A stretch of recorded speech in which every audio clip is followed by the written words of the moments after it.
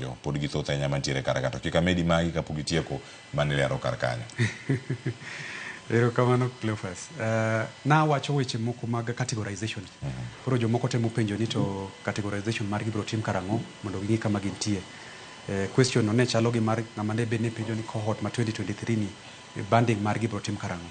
Koro categorization dhi mbele nyaka sama wawuoyo ni en continuous process. Koro kopo ni ng'ato ne pok oyudo kama obedi categorized, obeda gi kwe e kor juma ka odhi ng'eyo kama entie. To kendo yor mar ng'eyo yot malich. Kopogore gi barua mioro ma e mbalariany kacha, to nitie student portal kacha.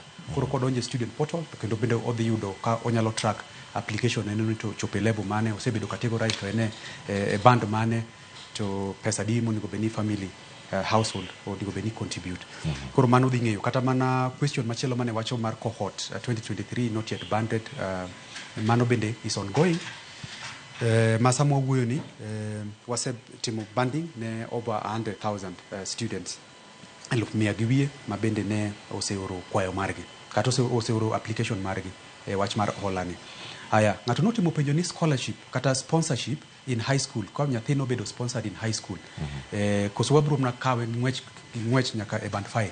No, mano is not the case. Gima wadhi timo en ni wadhi ng'iyo ni to level mar ng'ato chalo nade. Koponi samoro en kata mana orphan, kata yuto mar jonyuol ne ni piny, to tere oyudo sponsor moro no okonye nyaka e high school kanyo, to kendo ibro yudo ni koponi o apply ne holani to kendo wadhi chako mana miye nyaka scholarship bidhi mana miye en mana onego beno provide the right information sa application cha to wakete e band mowinjore. Ng'ato beno temo penjo ni to total orphan ka ti idhi kete kanye, na temo lero kacha ni orphans dhi e band 1 straight away.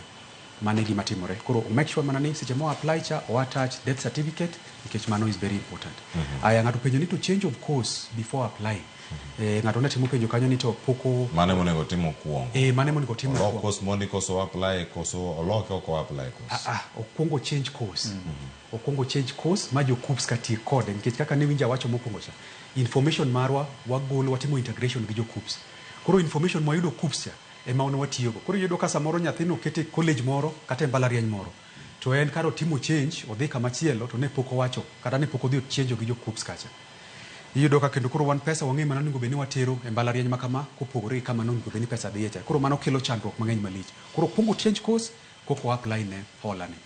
Aya ng'ama chielo no penjo ni to en nyathi kitero e KMTC kacha be onyalo yude konyruok. Jo KMTC bende wamiyo konyruok. En man ne margi ne pok wayawo.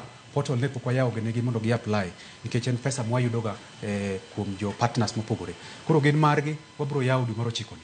Obeda mos wabro lando seche mwayepo mondo mi gi apply.